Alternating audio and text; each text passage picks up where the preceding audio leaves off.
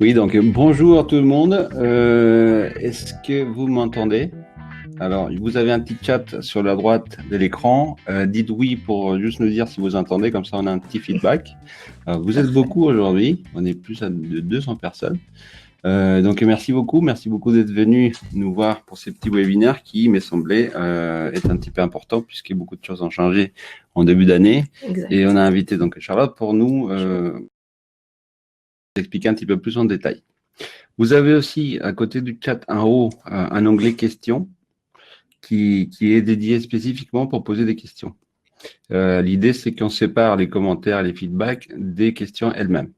Donc, n'hésitez pas à noter vos questions. On ira, vous allez voir dans la présentation, on ira les consulter. Comme la connexion passe par mon téléphone, des fois, il va y avoir des petites coupures. Ne vous inquiétez pas, ça fait partie du métier. Donc, je vais commencer par partager mon écran. Hop. Voilà. Est-ce que vous voyez la présentation en haut de l'écran? Oui, ok, très bien. Hop. Donc, c'est parti. Alors, j'entends beaucoup des petits feedbacks, merci. Tout le monde s'y connaît. Oui, donc tout le monde s'y connaît. Donc, facturation des artistes auteurs en 2019. On va faire donc une présentation qui est relativement simple et pédagogique, parce que je pense que l'important, c'est qu'on comprenne l'essentiel, qu'on comprenne les principes avant de comprendre les détails. Donc, comment elle va se dérouler cette présentation? Nous allons faire des petits chapitres et nous allons les pointer avec des questions. Donc, on va commencer par se présenter nous-mêmes. Ensuite, on va voir les grands principes de ce qui a changé. Un petit topo sur le précompte, les cotisations et les interlocuteurs. Et à la fin, on pourra faire une réponse un petit peu plus générale et on prendra le temps de répondre. Donc, c'est parti. Alors, hop, nous-mêmes. Charlotte, je t'invite à te présenter. Bonjour à tous, merci d'être là. Donc, je suis Charlotte Dessol, je travaille à la Maison des Artistes pour la partie service associatif. Je suis la responsable du développement et des partenariats et je suis à la Maison des Artistes depuis maintenant 2007. Donc, 12 ans, voilà. Tu as vu changer les présidents et tout ça. J'ai vu pas mal d'évolutions. Je croise des artistes tous les jours et l'équipe avec qui nous travaillons est au contact d'artistes au quotidien. Donc, voilà. Donc, c'est super. Continuité. Tu auras des bonnes réponses aux questions. J'espère bien. Voilà. Je suis directeur général de Factomos, qui est donc une plateforme de facturation en ligne, dont on verra tout à l'heure un petit peu un extrait. Alors, continue. J'ai introduit un petit peu la Maison des Artistes pour ceux qui, je pense que la plupart d'entre vous connaissent bien l'affaire, mais s'il y a des débutants parmi vous, sachez que la Maison des Artistes est composée de deux parties. Une qui est obligatoire, qui est le régime social, ce qui est à gauche, et l'autre qui est optionnel, qui est l'association, ce qui est à droite. Donc, Charlotte. Voilà, alors effectivement, la Maison des Artistes se compose donc de deux structures complémentaires. Donc, le régime social obligatoire à partir du 1er euro perçu, qui représente donc le régime social pour les artistes auteurs. Qui comprend la GESA et la Maison des Artistes. Il y a la GESA et la Maison des Artistes. Oui. La Maison des Artistes a la particularité de s'adresser aux artistes des arts graphiques et des arts plastiques, et la GESA domaine, et la GESA plus la Maison des Artistes forment le régime artiste-auteur. L'association qui est au fondement de la Maison des Artistes, qui existe depuis 1952, elle a un rôle vraiment pilier de coordination entre les artistes, les structures. On est vraiment un pôle d'information, de conseil, d'écoute, de l'accompagnement. Ouais. Il y a une veille professionnelle qui se fait également, et c'est basé sur la solidarité et des avantages pour les artistes, pour tout leur environnement professionnel. Exact. Notamment aller dans des musées. Alors, il y a plusieurs choses. Il y a des avantages tarifaires d'ordre culturel, théâtre, musée et autres, mais il y a surtout de l'accompagnement professionnel avec des solutions professionnelles dont tu fais partie, Andrés, Factomos. Mais nous avons aussi négocié pas mal d'autres choses vraiment liées à tout ce qui va toucher à l'environnement professionnel. Ça va de l'assurance à la complémentaire santé, en passant par des logiciels de facturation comme tu fais, à, par exemple, aussi des consultations avec des experts fiscales, comptables, juridiques et sociales. Et qu'on peut retrouver dans les sites web. Et qu'on peut retrouver tout ça sur notre site, donc lamaisondesartistes.fr/site. Et ça, c'est sous réserve d'être adhérent du service associatif. Bon, dans tous les cas, on va vous envoyer tous les liens et toutes les infos à la fin de la présentation, voire un email peut-être après dans la journée. On continue avec moi. Donc, moi, je suis au départ immigré, arrivé il y a une vingtaine d'années en France et étant un grand créatif, j'ai démarré mon activité en indépendant en tant que graphiste et infographiste. Donc, j'ai connu la maison des artistes au tout début. J'ai fait comme tout le monde le formulaire P0 aux impôts. Après, je suis allé rue Flandre faire les réunions pour comprendre comment ça marchait. Ancienne Faubourg Poissonnière pour ceux qui sont là depuis moins longtemps qu'Andrés. Oui. Je vous avoue que j'ai eu beaucoup de mal à comprendre. Le thème social, je ne comprenais pas du tout. Les précomptes, ça m'a pris 6 ans à les comprendre. J'ai connu donc la liberté d'être indépendant, d'avoir des clients, l'autonomie que ça procurait. Et j'ai connu aussi ce que j'appelle la solitude professionnelle, c'est-à-dire sentir qu'on est un petit peu tout seul à gérer tout ça. Et comme tout grand créatif, ou tout créatif tout court, une énorme difficulté à mettre de la valeur à son travail. Ça, c'est probablement, je pense que beaucoup d'entre vous vont se sentir un petit peu identifiés, puisque c'est quelque chose que j'ai beaucoup croisé dans ma vie. C'est vrai qu'en 2001, le service associatif n'avait pas le développement qu'il a aujourd'hui. Il n'y avait pas d'équipe à l'écoute. Oui. Et il n'y avait pas le site Internet et tous les services qu'on propose. Exactement. Et des solutions comme tu as mis en place. Même Internet n'était pas super développé à l'époque non plus. Donc, bon, les temps ont passé, j'ai choisi la voie de l'entrepreneuriat parce que j'ai vu Internet arriver. Je me suis dit, bon, c'était un nouveau continent qui avait tout à faire et que j'avais envie d'y participer à cette aventure. Donc, aujourd'hui, je me retrouve à la tête d'Effectomos, qui est une plateforme de facturation en ligne où à peu près 1000 personnes pour un volume de facturation qui a dépassé les 13 milliards là, il y a quelques semaines. Donc aujourd'hui, nous sommes installés à Station F, dans le 13e arrondissement de Paris. Nous avons été choisis comme étant une start-up qui a un fort potentiel technologique. Alors, commence rapidement pour ceux qui ne connaissent pas. C'est une société qui fait donc une solution de facturation en ligne. Il n'y a rien à télécharger, ça se passe sur Internet et qui a la particularité de gérer le précompte. Je ne sais pas si on est les seuls, je crois que, à ma connaissance, on est les seuls dans les marchés à le faire. En tout cas, c'est les seuls en collaboration avec le service associatif. Voilà, ça fait depuis 2015, ça fait donc 3-4 ans. J'ai été les seuls, puisque j'avais connu les galères, si vous me permettez l'expression, d'avoir à gérer le précompte que je ne comprenais pas. J'ai tout fait pour que dès le départ, on puisse les gérer, on puisse le faire. Chaque facture qui part du service est accompagnée du certificat de précompte, comme ça le diviseur elle a juste à la signer et la retourner à l'artiste, la déclaration trimestrielle, donc comme ça il ne peut pas se dire j'ai pas le document, et une notice qui explique l'ensemble du précompte. Donc une relation avec le diffuseur client facilitée grâce à ces documents qui sont déjà présents. Comme ça il n'y a pas d'excuse. Et lorsqu'il n'y a pas de précompte. Voilà. Et quand il n'y a pas de précompte, ben, on va ajouter une dispense de précompte, parce que c'est devenu obligatoire. Ce n'était pas à l'époque, aujourd'hui, ça l'est. Titopo Facturix, c'est ce qu'on appelle une facturation semi-électronique. Donc, si jamais vous faites des affaires avec les collectivités locales ou l'État, vous pouvez leur envoyer des factures via notre plateforme. Voilà. Donc, maintenant, on va passer au sujet qui nous amène ici devant aujourd'hui. Voté à la mi-décembre 2018. Oui, le décret est paru le 19 décembre 2018. Voilà, et qui est donc applicable au 1er janvier de cette année.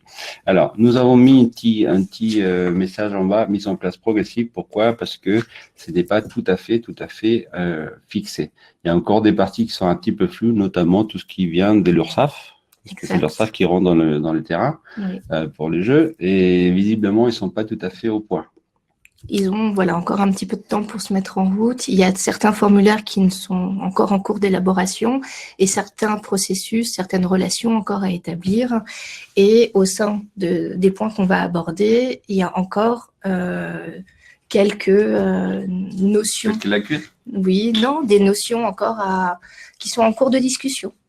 Donc, c'est pour ça qu'on ne s'avancera pas sur des choses trop précises sur certains points, puisque ce n'est pas encore complètement abouti.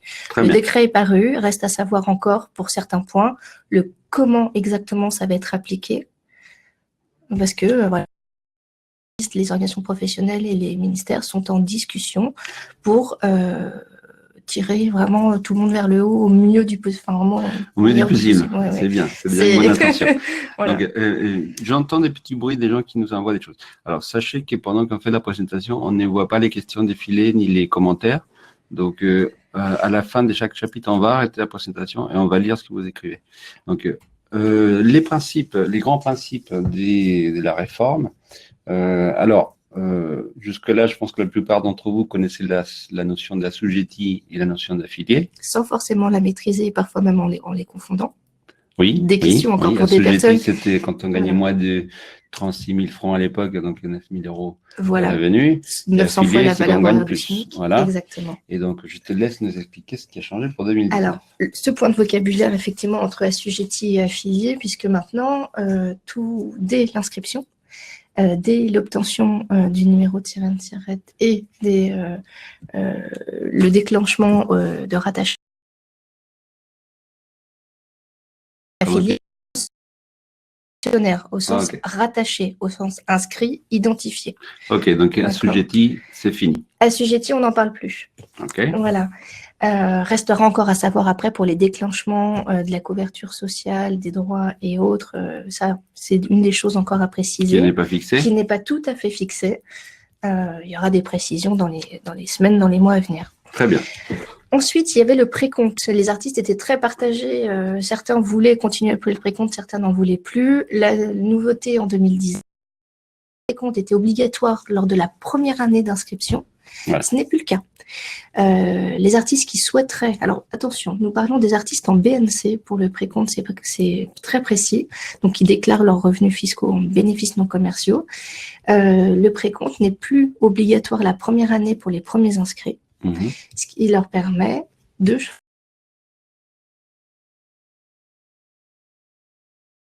On démarre, ça c'est pour les débutants. Ensuite, numéro d'ordre, qu'est-ce qui s'est passé? Le numéro d'ordre était un numéro de dossier qui avait été mis en place par la Maison des artistes il y a maintenant plusieurs années et qui n'était finalement, voilà. Et c'est vrai que les artistes, ils sont très attachés parce que c'est une question d'appartenance. C'était pour eux l'identification d'être artiste professionnel. Est-ce qui figure dans les documents, dans les voilà. factures, donc etc. Ceux qui ont un numéro d'ordre, disons qu'il n'est pas effacé, il existe, ils l'ont, mais il n'est plus attribué. Depuis le 1er janvier avec la réforme. Donc, ça veut dire que tous les nouveaux arrivants n'auront pas des numéros d'ordre. Voilà. Depuis le début de l'année, les nouveaux inscrits n'ont plus de numéro d'ordre parce qu'il n'est plus distribué. Il n'est plus attribué. C'était un numéro de dossier. Garde-le parce que c'est un souvenir. C'est ça qu'il faut comprendre. Par contre, donc, en remplacement sur vos facturations et vos documents, ça sera toujours votre numéro de tirette comme avant, sirène tirette, et c'est votre code mais qui va passer au premier, qui va certifier, qui va définir fiscalement, comme avant, et socialement, que vous appartenez bien au régime social. Parce qu'il y a un code métier par activité. D'accord. Voilà. Je pense qu'on va voir les détails juste après.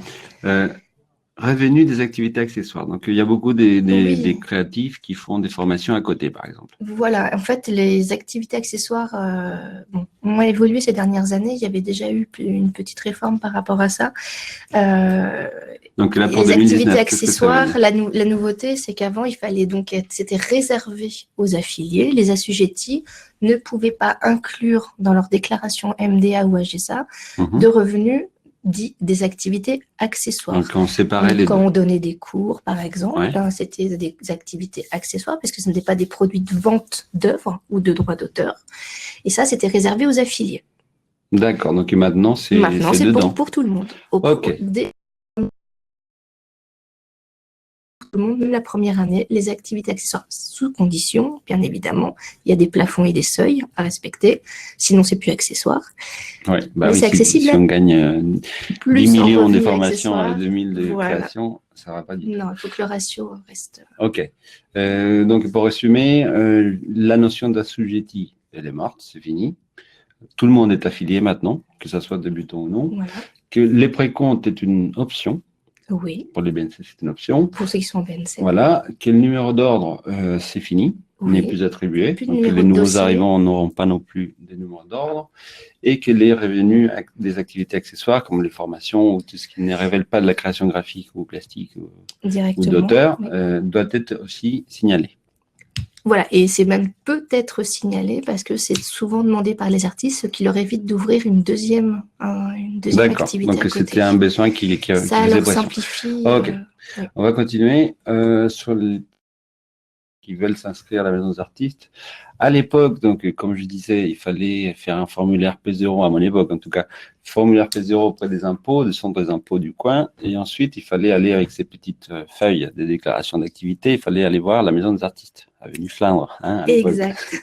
Et du coup, tout ça, c'est fini. Aujourd'hui, il y a un seul et unique formulaire qui est en ligne dans les CFE. Oui. Donc, après, on n'a pas mis le lien, mais bon, on va le mettre après dans le document qu'on va vous envoyer. Et à partir de là, il y a une télédéclaration qui s'est faite sur tous les organismes qui vont en satellite accompagner l'activité professionnelle. Donc, il va y avoir l'INSEE qui va recevoir à partir du formulaire les infos pour déterminer un code NAF et un SIRET. Alors, Donc, oui, via le centre de formalité des entreprises, donc qui est hébergé par le site de l'URSSAF, mais pour autant, vous n'allez pas être géré directement par l'URSSAF, vous n'êtes pas des indépendants et voilà, ça sera bien, vous serez bien rattaché. Voilà, ils hébergent le document sur le centre de formalité des entreprises. Ça concerne vraiment ceux qui n'auraient pas de numéro de sirène SIRET aujourd'hui. Ah, ceux qui démarrent, voilà, pour les tout nouveaux. Et donc, l'INSEE, ça c'est comme avant, vous allez recevoir un document en tête de l'INSEE, vous donnant votre numéro de sirène et votre numéro de sirette, oui. Et votre code APE, qui est aussi dit code NAF. Et en fait, ça veut dire le code métier. D'accord, savoir quel domaine, dans quel domaine on travaille. Exactement. Donc, l'important, c'est le SIRET quand même pour pouvoir le mettre dans le. Le sirène, c'est vous, c'est votre siège social. Le SIRET, c'est l'établissement, c'est l'activité exercée. C'est très important parce que c'est une mention obligatoire. Et le code APE définit en fait la catégorie de métier que vous exercez. Pour les artistes AGSA, c'est 9003. B, pour les artistes MDA, 9003A. Quand je dis artiste MDA ou AGSA, ça veut dire les artistes qui exercent une activité définie par les champs d'application, MDA ou AGSA. Donc pour ceux qui en ont un, déjà, de SIRET, qu'on fait cette démarche il y a quelque temps, je vous invite à vérifier que c'est bien le code métier que vous avez. Pour ceux qui débutent, c'est quand vous remplissez le formulaire du CFE, on vous demande vos activités artistiques, freelance en fait. Et c'est là, en fait, il ne faut pas se tromper. Si vous êtes graphiste, il faut mettre graphiste, clairement. Si vous êtes dessinateur. N'allez pas sur des vocabulaires. Petit topo sur les web designers. Parce que alors, le mot designer… Quand on fait des sites web, on ne rentre pas dans les cadres des artistes. Non, parce que c'est de la programmation et c'est de la technique. Voilà. Dès lors où c'est utilitaire aussi, ça ne rentre pas dans les champs d'application, par exemple. Voilà, c'est pour ça que je suis un petit peu partie de la maison des artistes. Et c'est cumulatif. Il faut faire attention au mot designer, puisque tu en parles, mais on fera un petit mémo. Oui. Beaucoup de diplômes d'école actuellement font naître des artistes designers, parce qu'il y a designer objet. Designer. Oui. Il y a designer objet, donc qui sont des designers au sens, designer d'espace. Designer espace, en fait, c'est scénographe pour la maison des artistes et la GSA, donc il faut mettre scénographe. Et des designers graphiques qui sont des graphistes. Voilà. Ok, donc ensuite, on a les impôts. Ce formulaire, en fait, pareil, donc par télétransmission, téléopération, va du coup envoyer une petite alerte aux impôts comme quoi vous êtes en train d'ouvrir une alerte, une notification. Une notification, pardon, c'est vrai, c'est mieux. Une notification comme quoi vous êtes en train donc d'ouvrir un dossier pour pouvoir facturer en tant qu'artiste. On va rentrer dans les radars des impôts. Voilà, pour que vous puissiez déclarer vos revenus en BNC, bénéfices non commerciaux. Et de là, parce que vous avez rempli dans le champ activité une activité d'artiste, AGSA ou MDA, le régime social dédié, donc régime artiste-auteur, pareil, sur ouverture d'activité. Très bien. Alors maintenant que j'entends beaucoup de petits bruits, je vais vous proposer de déjà aller voir vos questions. Hop. Alors, donc on va descendre ici. Je vais aller lire, parce que alors, nous sommes beaucoup en ce moment et il y a beaucoup de commentaires. Donc, on a un petit peu du mal à les suivre tous, c'est en cascade. Je vais chercher directement dans les questions. Parce que là, on a des questions. Hop. Je vais passer sur le 9. Voilà. Alors, première remarque, faites des questions succinctes, faites des questions en 1 ou 2 lignes, parce que quand c'est des pavés, on n'aura pas le temps de les lire. Donc, est-ce que c'est obligatoire de marquer le code APE sur une facture maintenant? Alors, oui, j'ai envie de dire, parce que votre client, si c'est un diffuseur, c'est vrai que c'est un particulier. Une mairie, une entreprise, ça définit quand même pas mal de choses. Et puis, comme avant, vous mettiez le numéro d'ordre et que le numéro d'ordre n'est plus attribué, c'est le code NAF, vraiment le code APE maintenant, qui va prendre le relais. Donc, c'est important de le mettre en avant auprès de vos clients, entre autres, et les administrations, quelles qu'elles soient, n'ont finalement, au final, que la facture pour voir votre activité. D'accord. Moi, je lui dirais que pour l'instant, ce n'est pas une obligation, mais c'est une option intelligente. Il vaut mieux peut-être les mettre que pas les faire. Déclaration de revenus. Sera-t-elle encore à faire auprès des... On va aborder ce point-là avec un point très précis sur la déclaration juste après. On va passer sur les paiements des cotisations et les déclarations. Il y a beaucoup de questions sur le code APE et sur le code NAF qui apparaissent. Alors, donc, effectivement, si vous n'avez pas le bon, peut-être parce que vous avez un problème d'enregistrement où il y a eu une interprétation peut-être où vous êtes passé par le CFE pour vous identifier, où il y a un mauvais renseignement par rapport à votre activité. Donc, il suffit d'aller de nouveau sur le CFE et de faire une demande de formalités centre de formalités entreprises. On vous mettra le lien. Donc, c'est facile, hein, c'est CFE-URSAF. CFE. Voilà. Et vous avez la possibilité de faire des modifications, donc un changement d'adresse, très important, c'est auprès d'eux aussi, par exemple, et de faire modifier. CFE-URSAF. Donc là, si vous voyez, parce qu'il y a beaucoup de questions. Voilà. Et à gauche, sous le fond mauve, ici. Voilà, vous avez faire une modification. Alors, pour tous ceux qui ne connaissent pas son code APE, je pense que c'est par là qu'il faut passer. Voilà, vous pouvez aller sur déclarer. Quand vous cliquez sur déclarer, dessous. Vas-y. Vous avez des sous-chapitres qui s'affichent. Ah, ok, il y a un menu caché. Artiste-auteur qui est là. Voilà. Soit c'est pour un début d'activité, ou soit c'est pour faire des modifications sur votre situation. Ok. Donc, à partir de là, on devrait, quand vous cliquez, trouver son code APE. Alors, le code APE, vous l'avez sur votre en-tête à INSEE. Le document à en-tête INSEE que vous avez, il y a votre code APE dessus. D'accord, admettons que je l'ai perdu. Comment je trouve les codes APE? Eh bien, vous allez sur le site de l'INSEE. INSEE. Et vous demandez un avis de l'année en cours. Ah, donc ici, il faut faire une demande. Oui, ça tout à fait. Et est-ce que par les cirés, un avis de situation, ça s'appelle. Est-ce que par le ciré, on ne peut pas trouver l'APE? On ne sait pas. Alors, si, vous pouvez, mais c'est vrai que si vous allez sur l'INSEE, ils vont vous rééditer, en fait, votre situation sur l'année en cours. D'accord. Ce qui est d'ailleurs un document important. C'est comme un contrat de travail ou une fiche de paie ou un contrat de location d'appartement. C'est le genre de document à garder à vie et à avoir sous la main. D'accord. Moi, je ne sais pas où je l'ai mis. Mais bon, ça, c'est pas grave. Alors, on entend très mal se couper. Alors, désolé si ça coupe de temps en temps. Alors, donc, pour simplifier, les codes APE, on les met sur la facture. C'est plutôt, on vous invite à le faire, oui. Que ce soit obligatoire, pour l'instant, je ne sais pas. Je n'ai jamais entendu une obligation quelque part. Alors, pour les trouver, il faut donc se rendre sur le site de l'INSEE, INSEE.fr, et faire les démarches pour demander un document si on ne l'a pas sous la main. Oui. Qui est la fiche, comment tu l'appelles? Oui, alors en fait, soit vous avez un ancien document, soit il faut faire un avis de situation. Ok. Alors. Ça, c'est facile, donc c'est sur avis-situation-sirène.insee.fr. Mais on pourra le mettre dans le mémo, il n'y a pas de souci. Alors, pour la question, le 923A, c'est l'ancien numéro du 9003A, donc si j'ai la réponse. Ah, ça tombe bien. En fait, le 923A était l'ancien numéro. Et ensuite, il y a eu des mises à jour par l'INSEE, les répertoires sirène-sirette. OK. Voilà. Pour les membres de la MDA en province, est-ce qu'il y a des points de rencontre? Alors oui, c'est l'association. Tout à fait. En fait, ça, c'est l'association. Nous organisons entre 20 à 25 réunions d'information par an, qui sont des réunions collectives gratuites. Donc là, on fait un webinaire, effectivement, et c'est depuis chez vous, mais il est aussi possible de se voir en vrai lors de réunions d'information.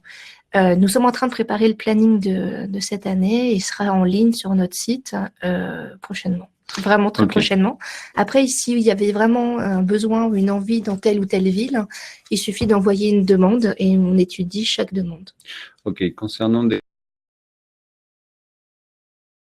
qui a eu un code qui correspond à un spectacle vivant alors que visiblement elle ne fait pas ça. Voilà, et ben, le spectacle vivant est souvent donné puisque la personne avait dû mettre artiste lorsqu'elle s'est inscrite.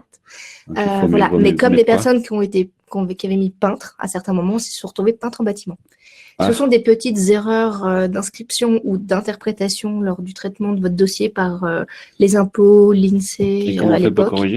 Vous allez, pareil, sur le CFE et faire une modification de votre activité. Vous reprécisez bien votre domaine de compétences et de ce que vous facturez réellement. Il faut actualiser le formulaire. Voilà. Ok, beaucoup de questions. Donc, je suis retraité. Le précompte est obligatoire. Non, alors, que vous soyez retraité, que vous ayez une autre activité, que vous soyez dans votre première année ou dans là, à voir si vous êtes bien fiscalement en BNC. Et si vous êtes fiscalement en BNC, le précompte n'est pas obligatoire. Mais il n'était déjà pas obligatoire précédemment. Il était obligatoire que pour les premières années d'inscription, la première année d'inscription. D'accord. Ça nous donne un petit peu un bon sujet pour la suite. Oui, bonne transition. Alors, je vois qu'il y a beaucoup de gens qui parlent du Pôle emploi. Oui. Donc, comment actualiser chez Pôle emploi une mensualisation sans déclaration mensuelle de l'URSSAF? Alors, effectivement, là, on sort un petit peu de la réforme. Que ce soit la CAF ou Pôle emploi, ce sont des questions qui nous reviennent souvent au service associatif. C'est vrai qu'il y a des gestions parfois régionales ou départementales par les CAF et les Pôles emploi de vos dossiers. Donc, le mieux, c'est encore d'avoir un interlocuteur. Je sais que c'est pas toujours évident, mais c'est vrai que ce serait vraiment optimal pour vous, pour que la personne comprenne que vous êtes artiste. Et ensuite, pour les Pôles emploi, ils vous demandent une déclaration mensuelle. Cette déclaration mensuelle est obligatoire auprès d'eux, parce que voilà, c'est leur fonctionnement. Et c'est en fonction de ce que vous avez facturé. Ok. Je viens mais ça, on pourra faire un point précis, ou par mail, peut-être, vous pouvez envoyer à l'association vos demandes. Très bien. Disant, et quand on a plusieurs activités ou quand on a des activités qui sont à cheval MDA ou AGSA. Alors, quand vous avez des activités qui sont à la fois MDA et AGSA, donc quand vous êtes sculpteur, par exemple, et photographe ou illustrateur pour la presse, c'est l'activité la plus rémunératrice des deux qui définit si c'est le code APE et les déclarations MDA ou AGSA qui prennent le dessus sur l'autre. Quand vous avez plusieurs activités qui dépendent de régimes différents, vous avez effectivement plusieurs identifications. Le code APE voulant dire activité principale exercée. Il faut que ça soit majoritaire. Voilà. Donc, et c'est souvent la première activité que vous avez renseignée qui a un code APE. Après, c'est des choses encore qui pourraient s'ajuster tout au long de 2019 pour la mise en application de la réforme. Il va peut-être y avoir des ajustements que nous ne connaissons pas forcément encore. Ok, on va continuer avec les précomptes. Donc, je vais relancer la présentation. Hop. Donc, les précomptes. J'y tiens, moi, personnellement, à vous expliquer avec un exemple que j'ai trouvé très parlant, puisque moi-même, je n'ai pas conclu de précompte qu'au bout des 6 ans d'activité. On fait ça un exemple en parallèle avec une fiche de salaire.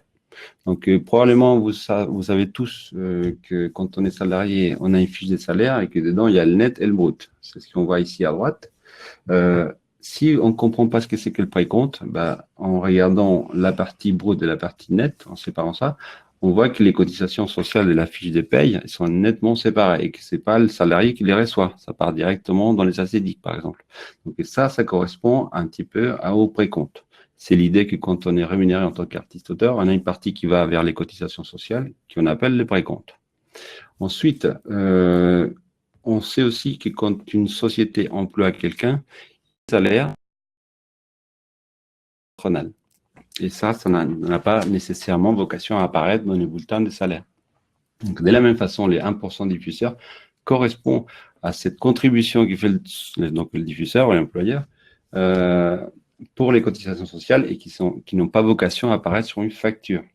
Et ça, c'est quelque chose que je répète souvent, c'est que dans une facture, les 1% diffuseurs, c'est une notion qu'on peut l'ajouter par amitié, si j'ose dire, mais ce n'est pas du tout une obligation. C'est comme dans un bulletin de paye, une facture d'artiste-auteur doit faire apparaître les cotisations sociales s'il est précompté, autrement, rien du tout. Et pour finir, donc, on voit que le coût pour l'entreprise s'équivaut au coût pour le diffuseur. Quand on voit cet exemple ici et on va opposer les salariés à l'artiste, on voit que c'est à peu près la même structure. On a la rémunération, c'est ce qu'on se fait payer, qui va vers les hauts, et vers les bas, on a les précomptes et les 1% diffuseurs qui correspondent symétrie. Alors, jusque-là, les diffuseurs, ils envoyaient les cotisations sociales à la Maison des artistes ou à la GESA. Mais ça a changé cette année. C'est fini. Donc maintenant, c'est qui prend le relais? Ce sont nos amis bleu-vert de l'URSSAF. De l'URSSAF du Limousin. C'est l'équipe de foot de l'URSSAF qui prend le match. Donc, cela veut dire quoi? Cela veut dire qu'aujourd'hui, à partir de maintenant, la mission de la Maison des artistes rentre dans une espèce d'attente, si j'ose dire.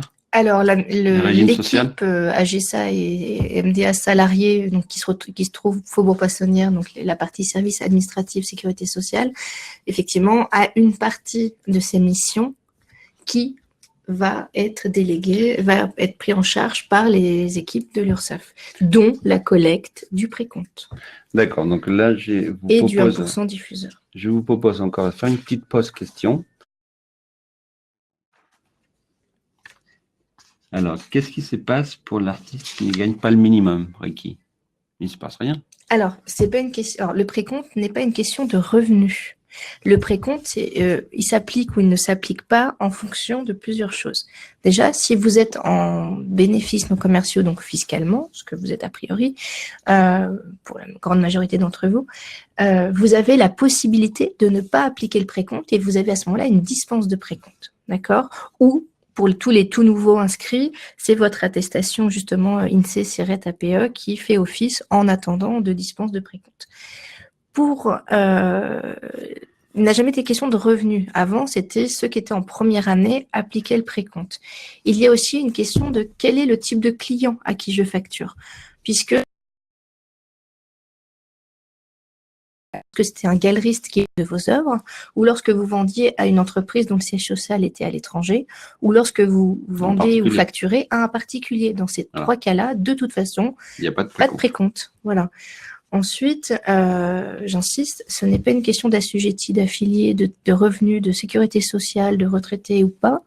C'est vraiment en fonction de si vous êtes maintenant, donc en 2019, si vous souhaitez ou pas appliquer le précompte. Alors là, j'ai une question sur les prélèvements à la source.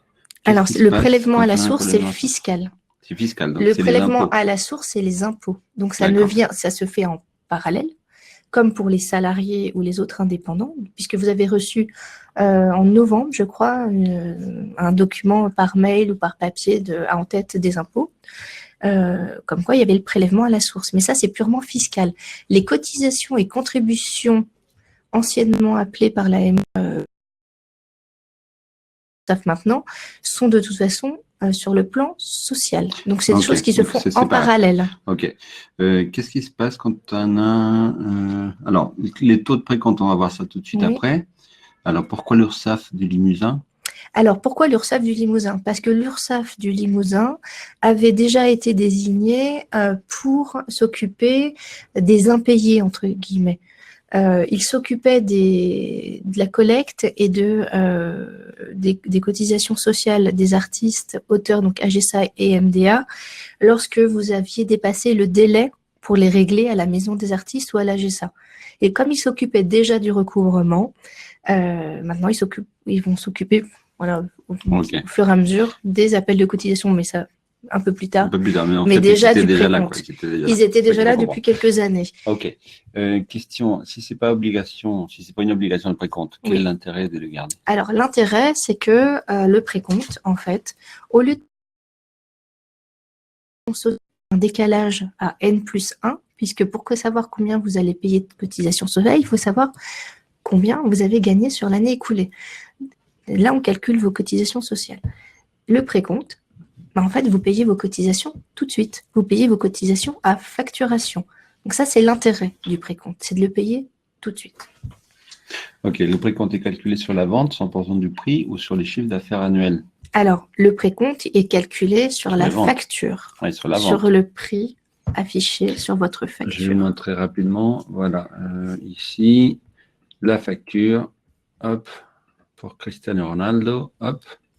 Alors, si vous voyez bien, à chaque fois qu'on va donc mettre un service qui est soumis au précompte, ici, il va rentrer dans la base et ça va être calculé dans le document lui-même. De la même façon qu'un bulletin de paye est mensualisé et il y a le brut et le net, dans la facture, donc par service, il y a le social qui va avec. Voilà. Donc, en fait, c'est pas que vous payez plus ou que vous payez moins de charges, c'est pas que le client paye plus cher ou moins cher votre création. C'est juste qu'au lieu, par exemple, si vous avez décidé d'avoir 100 €, et ben soit vous empochez 100 € tout de suite et vous payerez vos 17% 35 de charges plus tard, soit vous êtes sous précompte et au lieu vous facturez 100 et sur les 100, il y a 17,35 qui vont aller se mettre tout de suite sur votre crédit de cotisation. Comment on obtient une dispense des précomptes? Alors, la dispense de précompte, il y a 2 écoles. Pour ceux qui étaient inscrits avant le 1er janvier 2019, vous l'avez sur votre espace privé sur le site de la MDA Sécurité Sociale, donc le régime social artiste-auteur. Et pour ceux qui sont nouvellement inscrits, c'est pas encore disponible. Et pour le moment, c'est votre avis de situation au répertoire Sirène qui fait office de dispense de précompte. Facture ou note d'honoraires? Ça dépend de... Alors, les notes d'honoraires, si ça sous-entend faire une facturation à l'heure, à la journée ou à la semaine, ce n'est pas possible. Les artistes auteurs c'est pas compatible. Le régime et le statut, entre guillemets, n'est pas compatible avec un taux horaire. Okay. C'est pour ça, voilà. Mais donc, vous facturez une création, ce qui ne vous empêche pas, dans un devis ou dans un contrat, de préciser que vous avez 3 jours de recherche, d'exposition et autres, les transports, les impressions, les maquettes. Ça prend du temps, ça vaut rémunération. Donc oui, vous pouvez l'expliquer à votre client, donc, mais pas sur la facture. S'il y a un taux horaire ou une unité de temps, ça veut dire que c'est une facture. Et si c'est une œuvre générale, c'est une note d'honoraire. Non, c'est l'inverse. Horaire. En fait, la facture, c'est pour facturer une création. Ah, ok. En fait, quoi qu'il se passe, le document doit s'appeler facture. Ça, c'est voilà. Ah. Et ensuite, vous devez préciser facture de quoi? Facture de droit d'auteur. Et ensuite, vous devez facturer, préciser si c'est pour une sculpture, un dessin, un logo de graphisme, etc., etc. Ça, ce sont des mentions, des notions importantes parce que c'est le seul document qu'ensuite les administrations et institutions vont avoir en cas de contrôle ou autre. Donc, c'est très important de bien faire figurer, de bien nommer sa facture et de bien préciser pour quelle activité. De manière générale, on évite l'appellation note d'honoraire. Ça peut prêter à confusion et à interprétation par les institutions et organismes. Donc, on préfère éviter. Je vais récapituler parce que c'est important. Jusque-là, on m'avait toujours dit c'est une note d'honoraire, c'est pas une facture. Alors, je suis d'accord sur le plan comptable, etc. Sur le plan comptable, je suis d'accord. Une note d'honoraire existe et peut être mise en place. Qu'est-ce qu'il faut faire? Mais il est fortement conseillé de n'appeler que facture son document parce que les administrations, que ce soit les impôts, la CAF, Pôle emploi, que ce soit la Maison des artistes ou la GESA, préfèrent clairement parce que il faut rentrer dans des cases. Et quand il y a une session de notes. Et ça évite toute interprétation. Et pour le droit d'auteur, c'est simple, c'est facture de droit d'auteur. Facture de location d'une œuvre, facture de vente d'une œuvre. Facture de quelque chose. Oui, c'est mieux. Donc une note d'honoraire, c'est plutôt facture d'honoraire. Toute complication et toute interprétation. Parce que vous ne serez pas là pour expliquer votre cas précisément. C'est le document qui va parler à votre place.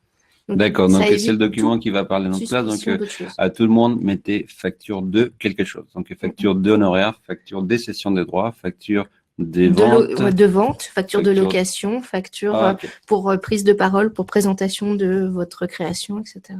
Et ça, vous l'avez dans le champ d'application de toute façon, c'est précisé.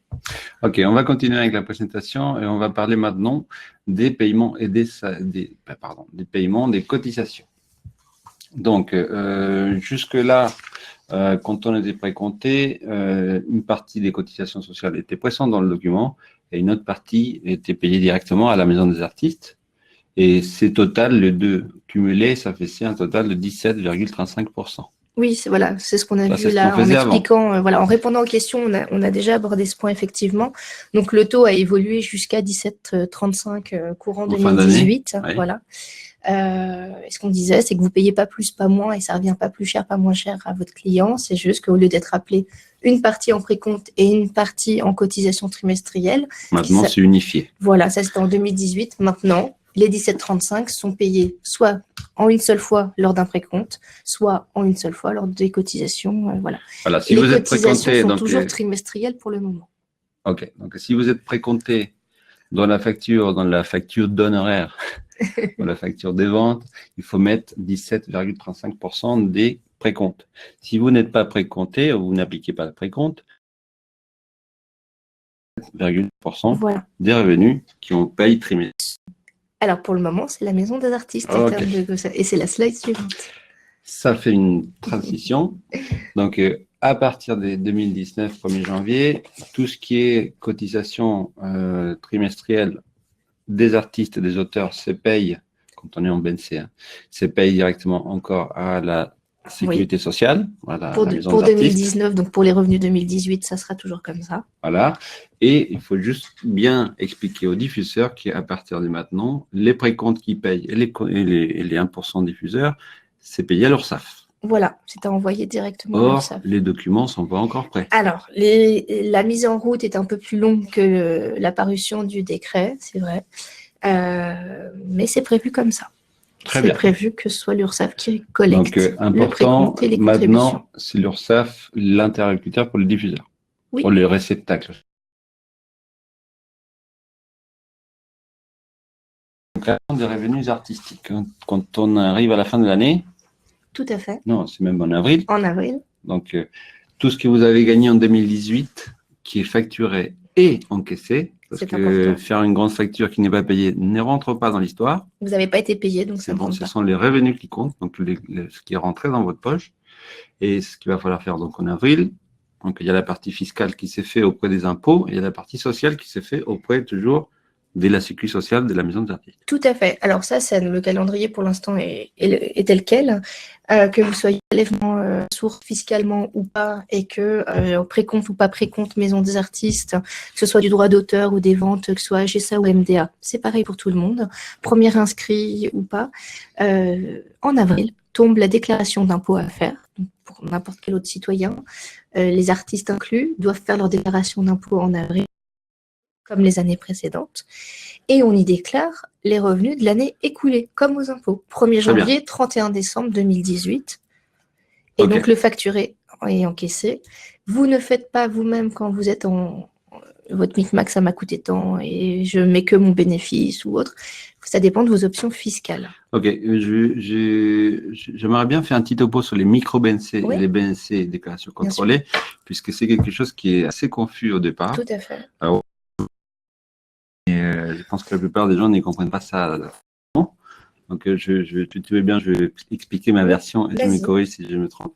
En gros, micro-BNC, ça veut dire que tous vos revenus sont déclarés et que l'État va retirer 34% qui correspond aux charges.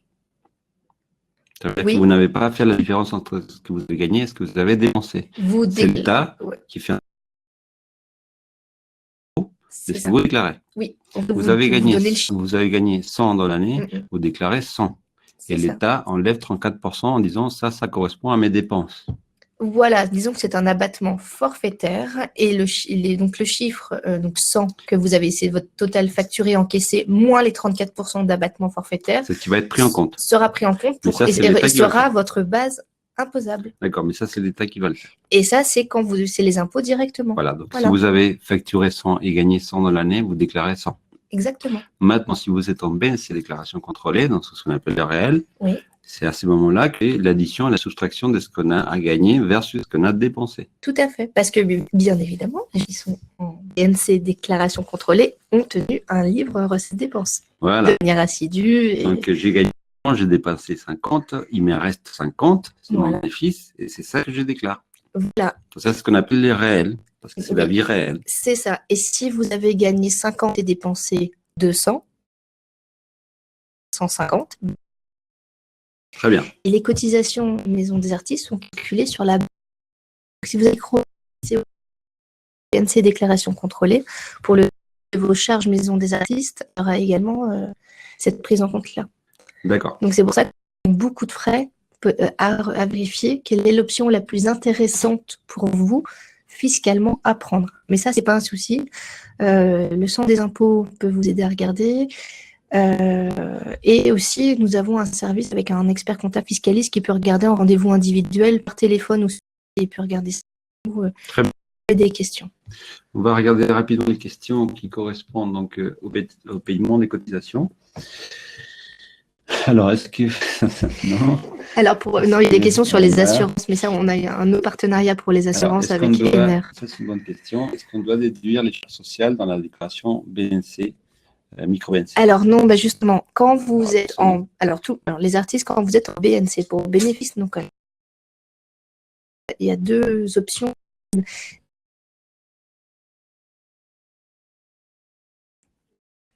Vas-y, répète. Donc, la BNC, micro-BNC forfaitaire ou le BNC forfait réel, déclaration contrôlée, c'est pas quelque chose qui se fait au hasard. Il faut savoir dans quelle option vous êtes parce que c'est une option que vous avez choisie ou qui est obligatoire si vous avez dépassé certains seuils de revenus. Si vous êtes à plus de 70 000 € de revenus en BNC, vous ne pouvez pas être en micro-BNC, vous êtes en déclaration contrôlée. Donc, ça dépend de combien d'argent on gagne. Et si vous êtes au-dessous, c'est une option que vous avez vous-même choisie en cochant une case. Et si vous ne savez plus, il faut vérifier, c'est important. Vous pouvez demander au centre des impôts à domicile d'avoir accès à votre dossier, ils pourront y jeter un œil. Précompte égale 17% des cotisations sociales sur la facture. À cette réforme, comment feront les 80% des artistes de la MDA réalisant moins de 8 000 € de chiffre d'affaires pour continuer, pour payer les charges, loyer, etc.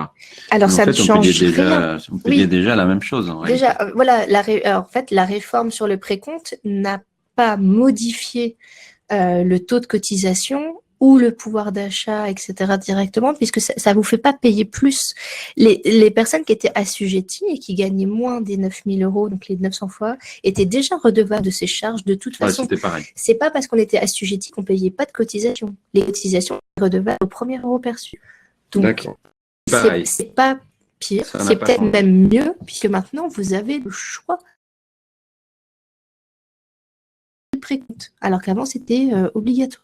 Alors, pour les nouveaux inscrits à la sécurité sociale des artistes auteurs, quand déclare-t-on nos revenus de 2019? Eh bien, alors vos revenus 2019 seront à déclarer en avril 2020. Comme pour, voilà. L'année prochaine. Oui, il y a un décalage forcément. C'est pas les revenus 2019, c'est en 2020. Voilà, puisque là, en avril 2019, on déclarera les revenus 2018. Tout à fait raison. Alors, comment se passe la déclaration trimestrielle? Alors, la déclaration trimestrielle, c'est pour les diffuseurs, c'est pas pour les artistes. Et normalement, la déclaration trimestrielle, effectivement, l'URSSAF est censé prendre la main sur la relation avec les diffuseurs. Et les cotisations trimestrielles? Alors, les cotisations trimestrielles, il y a la déclaration trimestrielle pour les diffuseurs et les cotisations trimestrielles, ce n'est pas la même chose. En fait, les cotisations trimestrielles, c'est les cotisations sociales que les artistes, pour lesquels ils sont redevables auprès de la MDA ou de la GSA, auprès du régime social artiste-auteur, par exemple. Si vous êtes en précompte, vous les avez payés au fur et à mesure de votre facturation, mais si c'est pour une vente en particulier, comme le précompte ne s'applique pas, vous les payerez sous forme de cotisations sociales ensuite. Et elles sont appelées trimestriellement. Donc, ça veut dire que si vous avez, vous devez 100 €, vous allez payer 4 fois 25. Ok. Donc, en gros, si la question concerne les diffuseurs, c'est eux qui, tous les 3 mois, doivent cumuler tous les précomptes. Non, pardon, si. Tous les et faire une déclaration, en fait, un petit récap. Et si c'est pour les cotisations, ils reçoivent un appel des cotisations. C'est ça. Encore une fois, c'est pour. Là, nous parlons de 2019. Nous n'avons pas une visibilité totale pour 2020, 2021, 2022, etc. Puis-je choisir aujourd'hui d'arrêter la déclaration contrôlée pour les micros BNC, même si j'ai facturé la TVA depuis les mois de janvier? Alors, la TVA n'est pas dépendante tributaire de votre option de BNC. Ça a été le cas il y a des années auparavant, mais ce n'est plus le cas. Il y a deux choses, la TVA d'un côté et l'option de BNC. Les options de BNC et les options de TVA peuvent se changer vous pouvez changer d'avis et ça a une incidence d'une année fiscale. Il y a un calendrier à respecter pour faire les modifications, évidemment. Et ça, alors soit vous demandez à impôt pour votre des impôts de quartier, soit pareil, vous pouvez nous envoyer un mail ou une rendez-vous avec notre comptable fiscaliste. Très bien. Et une petite question accessoire. Si le SAF, les formalités d'entreprise ne marchent pas, qu'est-ce qu'on fait? On s'adresse à qui? Alors, non, ça fait plus. Le centre de formalité des entreprises fonctionne sans aucun souci, honnêtement. Non, mais vraiment. Après, il y a des questions, d'interprétation sur les métiers. Ils sont normalement la question est résolue. Et si pour les personnes qui n'auraient pas Internet ou qui ne savent pas faire, Oui. nous on aide au remplissage de cette déclaration parce que c'est là où on demande effectivement quelle option de BNC, donc, pourquoi la TVA. L'association on aide au remplissage parce qu'en fait il n'y a que 2 questions qui sont un peu complexes quand on ne sait pas. Les autres, ce sont que des coordonnées, vos coordonnées personnelles, donc ce n'est pas compliqué. Alors, qui paye les précomptes et comment? Les précomptes, c'est le diffuseur qui les paye. Oui. Et comment il les paye? Il les paye tous les 3 mois via une déclaration trimestrielle. Ou à facturation avec une attestation de paiement du précompte. C'est quoi ça? Une attestation? En fait, le diffuseur doit prouver qu'il a payé le précompte à l'artiste. Il est censé lui donner une attestation de paiement. Donc, vous avez une FAQ sur les sites de la Maison des Artistes? Sur les 2 sites de la Maison des Artistes. En fait, vous avez des fiches pratiques sur le site de service associatif, qui est le siège social, donc maisonsartistes.fr/site. Et vous avez des FAQ qui sont mises à jour et qui vont être mises à jour sur le site du régime social artiste-auteur.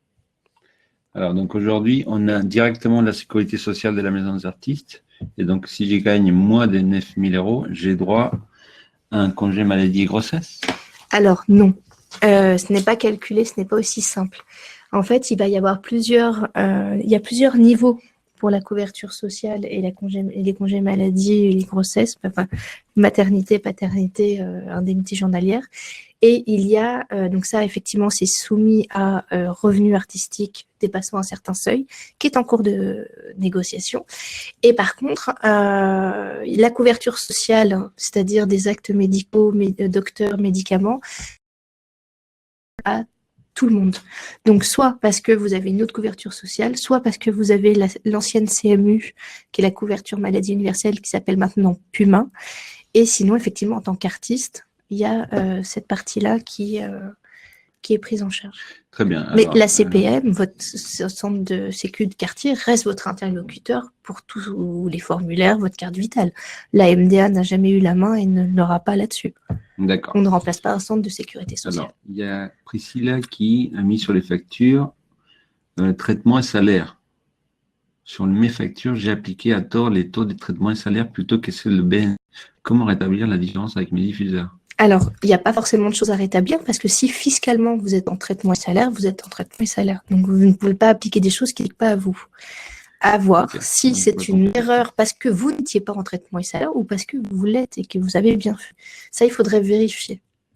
Alors, j'ai reçu des appels à cotisation pour 2018 à régler.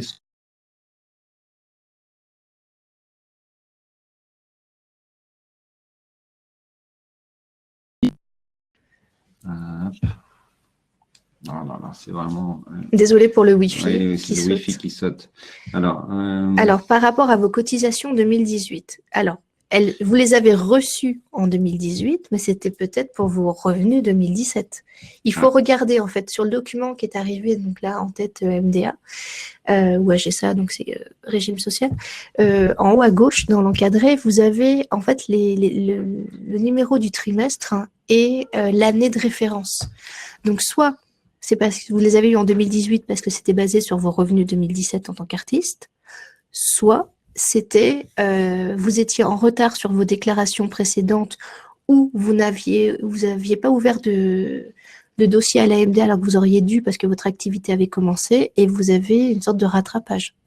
Mais alors, ça c'est du cas par cas et n'ayant pas le document sous les yeux, je peux pas savoir si c'est le cas 1, 2 ou 3. Ok. Donc on va finir parce que là on arrive à l'heure définie au départ. On va rapidement faire un topo sur les interlocuteurs qu'il faut avoir en tête. Donc, nous avons, là, je vais te laisser expliquer, parce que c'est toi qui maîtrise mieux. Donc, on a l'association pour tout ce qui est questions, accompagnement, services. Voilà, donc c'est même un du service, conseil. c'est un service optionnel, payant à 28 € par an à l'association, pour que ce soit clair pour tout le monde. Ça se matérialise par une carte de membre. C'est un café par mois, quoi, c'est ça? Ça va, c'est 28 € par an, mais voilà, on a voulu le prix pour que ce soit accessible au plus grand nombre. Mais c'est réservé aux artistes qui sont déjà déclarés et qui ont déjà des soucis, qui facturent, qui ont des revenus, qui ont des clients face à eux. Parce que nous proposons des accompagnements avec une assistante sociale, un expert comptable fiscaliste et un avocat pour voir, par exemple, des impayés, voir un bail commercial, voir un bail pour un atelier, voir des vos options fiscales, la TVA, les passes. Nous des solutions professionnelles négociées, donc l'assurance des œuvres, par exemple, une complémentaire santé. Et ça, c'est réservé aux artistes déclarés.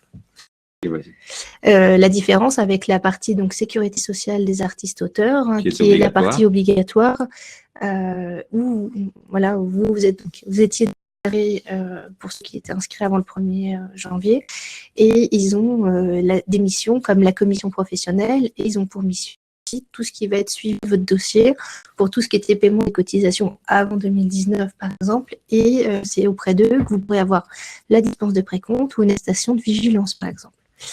L'URSSAF, avant, voilà, ils s'occupaient du recouvrement des artistes auteurs. Maintenant, ils vont s'occuper de la collecte des précomptes et la collecte du 1%. Et prochainement, donc 2020 a priori, peut-être même donc de la collecte des cotisations trimestrielles. Donc, juste après, il y avait les questions générales et que là, on arrive à la fin de la présentation et que de toute façon, il y a beaucoup de questions. Je vous propose de faire rapidement 2 ou 3 questions et puis après, on arrête.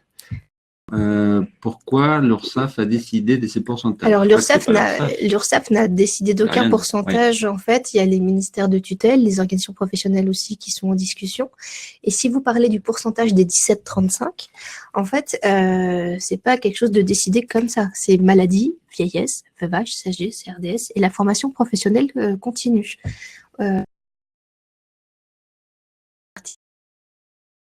Vous avez même l'évolution des cotisations, des pourcentages de cotisations sur les 3 ou 4 dernières années sur le site. Vous pouvez regarder. C'est même très détaillé. Ok. Une autre question. Est-ce que les artistes auteurs de la maison des artistes auront les droits au chômage, intermittence, une aide, ou on doit passer par la CAF avec les RSA? Alors, l'assurance chômage, effectivement, et la maladie professionnelle et l'accident du travail sont les 3 choses auxquelles les artistes n'ont pas le droit parce que vous n'y cotisez pas. Et c'est d'ailleurs pour ça que vous n'êtes que, entre guillemets, à 17,35%, là où un salarié va être à 24,25%, et les indépendants sont bien au-delà, 30-40% pour certaines catégories. Il n'est pas prévu pour le moment que ces couvertures-là soient attribuées aux artistes auteurs et que vos cotisations soient incluses et augmentent. Okay. Mais ce sont des discussions qui ont lieu régulièrement. Alors, j'ai une dernière question. Alors, artiste, auteur, graphiste, doit-on facturer la TVA? Vous avez le droit de facturer la TVA. C'est complètement optionnel. Voilà, vous avez le droit de la facturer et ça devient obligatoire à partir de 42 000 € de revenus artistiques, donc 42 000 € de revenus BNC, pardon. Et il y a un seuil à 32 000 dans certains cas, mais voilà, là c'est rentré vraiment dans du détail. Donc si vous gagnez plus de 40 000 balles, vous payez la TVA par défaut. Et sinon avant, c'est une option. Mais attention, une TVA à 5,5 pour la vente d'œuvres, 10% pour le droit d'auteur. Les galeries se facturent à 20%.